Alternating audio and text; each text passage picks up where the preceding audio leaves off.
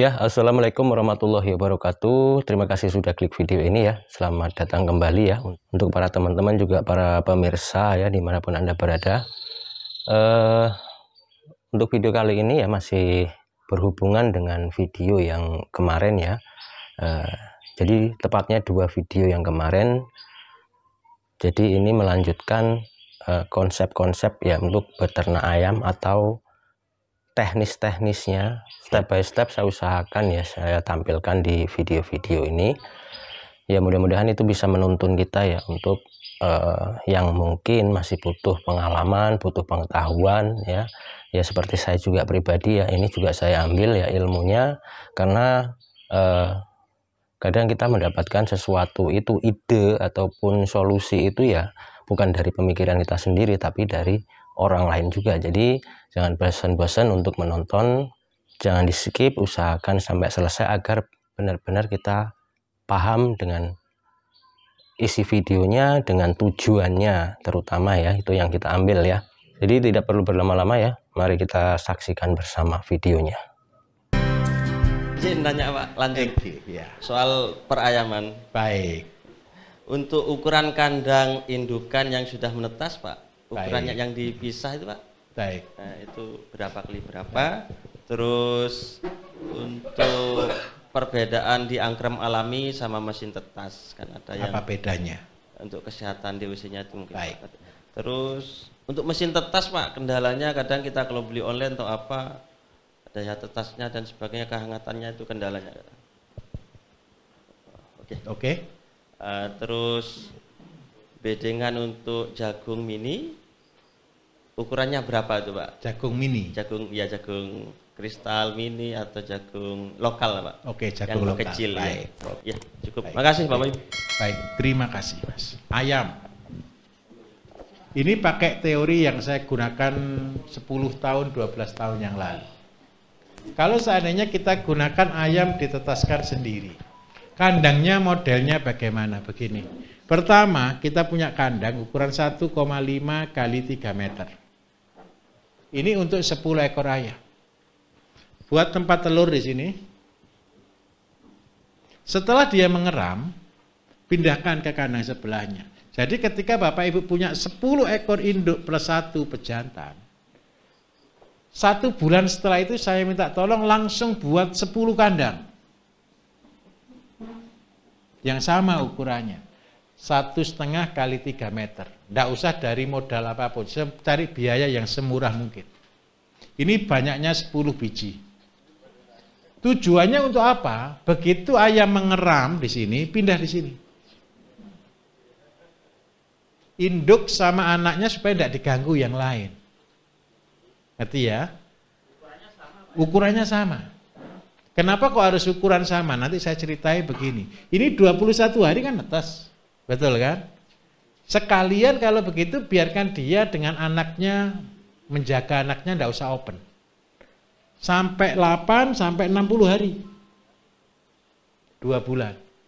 Nah akhirnya kandang ini dikuasai oleh induknya ini. Betul ya, sama anaknya. Anaknya jauh lebih bagus pasti. Lebih berhasil pasti. Karena apa? Induk ini lebih pintar daripada kita yang merawat. Ketika hujan, ketika dingin anaknya dijaga semuanya. Tugas kita hanya belajar melihat saja. Untuk mengerti bahasa ayam. Nah setelah 60 hari, induk ini kembalikan ke sini.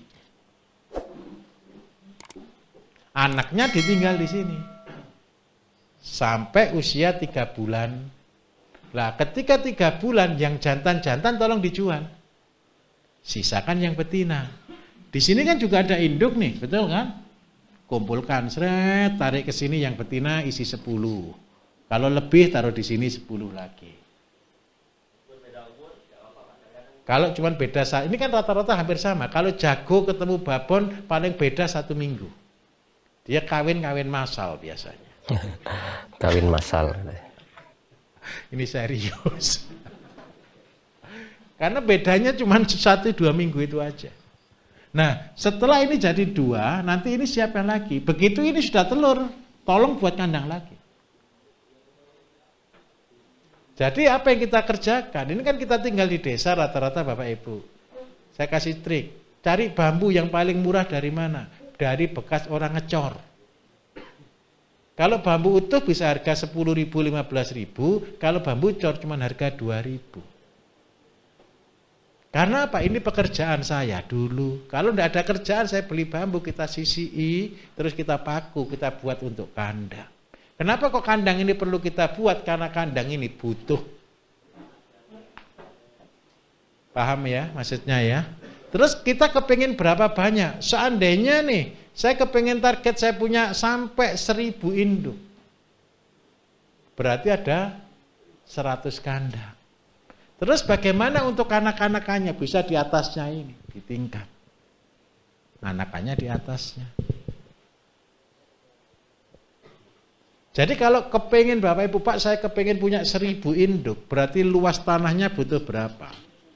1.000 dibagi 10, ketemu berapa? 100 dikali 1,5 kali 3 ditambah 1. 2,5 dikali 3 kali 7,5 berarti butuh tanah berapa? 750 sampai 1.000 meter. Boleh, bisa. Kreatif Pak nanti. Nah, silakan bereksperimen. Kalau lebih kreatif lagi tingkatnya 3 Pak. Besok lihat yang di belakang.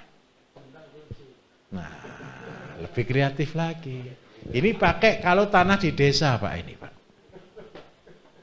Kalau seandainya bentuknya dibuat kotak gini nanti umbarannya dilepas di tengah, boleh juga. Kalau itu saya kombinasi kambing dan ayam biasanya. Tengah kandang kambing, pinggirnya ayam, itu numpang tidurnya di kandang kambing. Tahu enggak tempat favorit ayam bertelur di mana? Di tempat pakan kambing. Yang heran satu, kambing itu tidak mau ganggu sama sekali. Dan yang hebat lagi satu, kalau kambing ada kutunya, ayam itu berdiri di atas punggungnya kambing, matuk-matuki kutunya kambing. Itulah simbiosis mutualisme.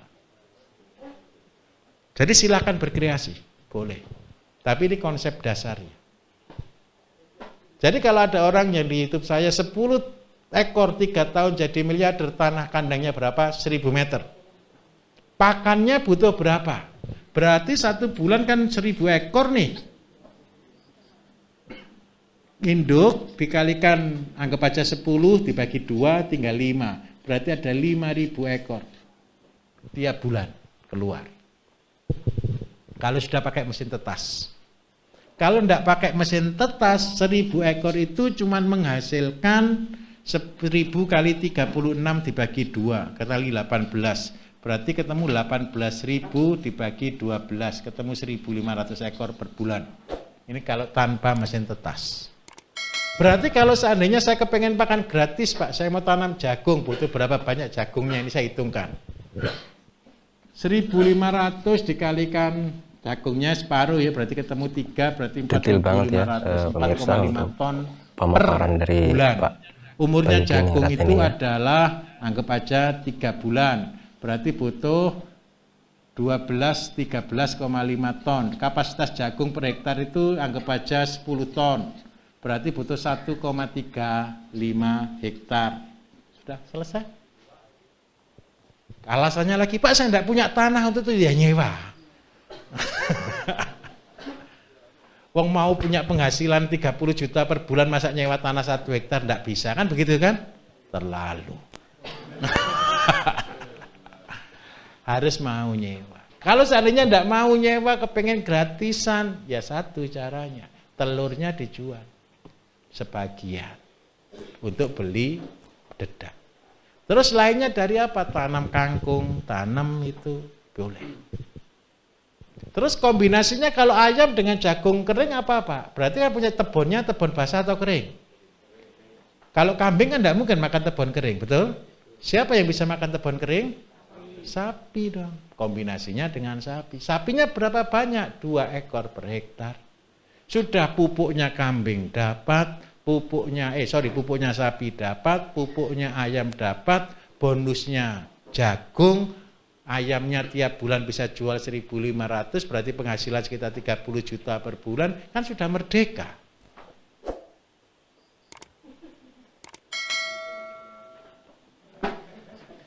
Mana susahnya? Loh enggak, ngitungnya sudah hafal, saya sampai ngelontok ini.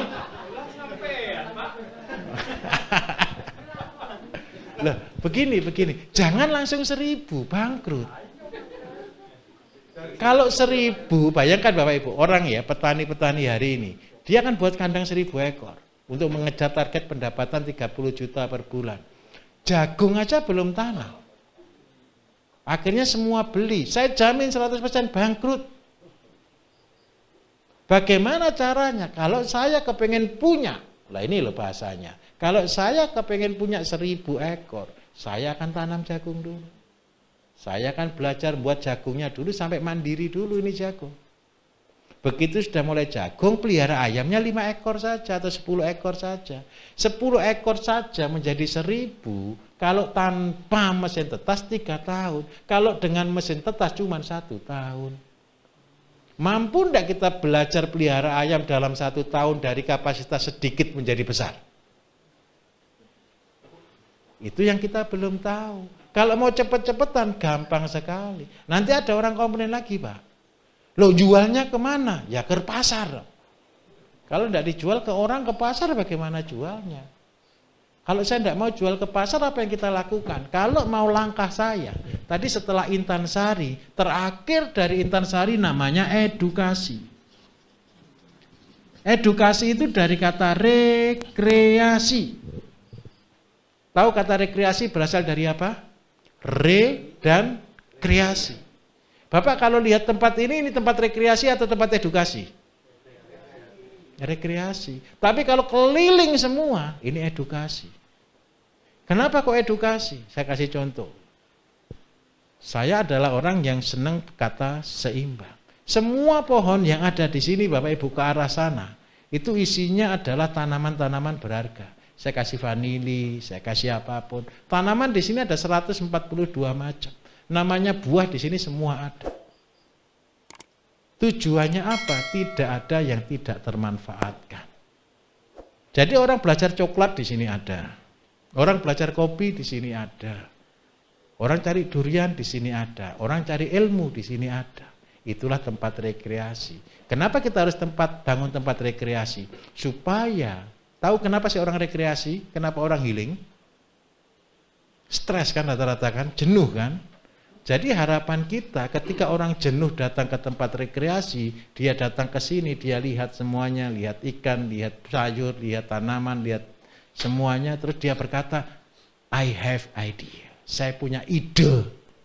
Saya punya sesuatu yang baru.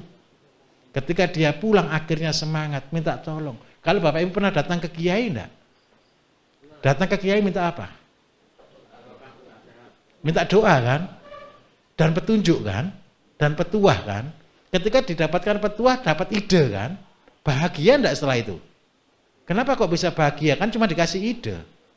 Betul? Jadi orang datang ke sini pun sama. Dapat ide baru, pulang dia bahagia. Dia punya namanya harapan. Kalau dia punya harapan, rezekinya buat kita, betul atau tidak? Nah, itulah yang kita cari. Kepengen didoakan banyak orang atau kepengen didoakan sedikit orang? Kalau orang datang ke sini pulang-pulang bahagia gitu, kita kan bahagia didoakan banyak orang. Nah, itu titip untuk zaman akhir katanya.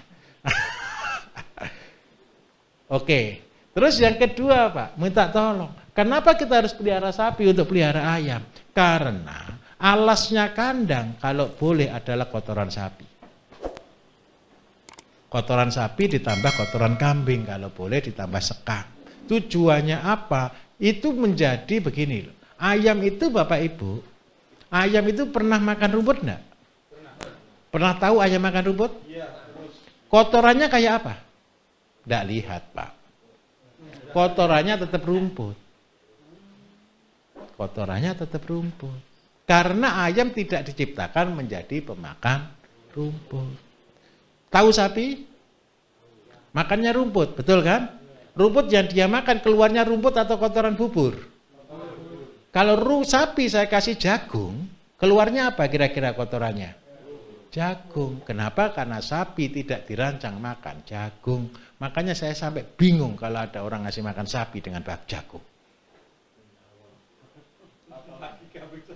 Karena itu cuma dibuang. Namanya ruminansia. Itu makanannya rumput-rumputan. Lah, sekarang bagaimana caranya supaya ayamnya bisa makan rumput? Berarti bakterinya ayam dipindahkan ke rumput. Supaya rumput yang masuk diolah sama bakteri pengurai yang bisa ngolah rumput. Sehingga rumputnya bisa berubah jadi makanan. Itu alasannya kita taruh kotoran sapi di kandang ayam. Nah, terus yang kedua tadi pertanyaannya apa tadi Pak? Mesin tetas ya. Begini, mesin tetas itu sebenarnya Bapak Ibu yang otomatis itu jauh lebih bagus harusnya. Intinya mesin tetas itu cuma ada 3. Yang pertama, tripleknya tebal. Supaya apa? Supaya tidak terlalu perubahan cuaca itu naik turun. Kalau tidak bisa triplek tebal berarti mesin tetas harus dalam ruangan. Supaya udaranya terisolasi. Yang kedua, kelembapan. Kelembapan harus betul-betul dijaga. Kemudian yang ketiga yang paling penting adalah suhu. Termostatnya harus baik. Supaya apa? Kalau termostatnya salah, maka yang terjadi salah. Karena kita hanya tergantung ke termostat kalau mesin tetas. Termostatnya salah 1 derajat saja kita taruh di suhu 39 sampai 40, tembus 40,5 mateng ini telur. Kalau kita turunkan 1 derajat, taruh di suhu 36, tidak netes ini ayam, pengkor semua kakinya. Nah, karena itu mesin tetas cari yang bagus. Kalau saya gampang Bapak Ibu. Pegang ini dulu, nah pegang telur. Panasnya lebih panas sedikit telur, gitu aja sudah. Telur ayam kan 38, 39. Oke? Bisa? Saya hidup dengan mesin tetas itu bertahun-tahun, saya sampai hafal suhunya. Jadi tanpa termostat, tanpa termometer pun kalau saya pegang gini hafal Bapak Ibu. Soalnya kenapa? Karena itu hidup saya. Nah, pemirsa, demikian tadi ya video pemaparan dari Bapak Bayu Diningrat ya. Luar biasa, banyak ilmu, banyak pengetahuan yang bisa kita serap ya. Dan mudah-mudahan nanti bisa menjadikan ya kalau kita juga hobi beternak atau ingin memulai beternak ayam, seenggak-enggaknya sedikit demi sedikit kita sudah mengerti secara konsepnya, dasarnya, tujuannya, dan juga detil-detil dalam perjalanan beternak ya. Terima kasih sudah menonton, kurang lebihnya mohon maaf dan saya akhiri. Assalamualaikum warahmatullahi wabarakatuh.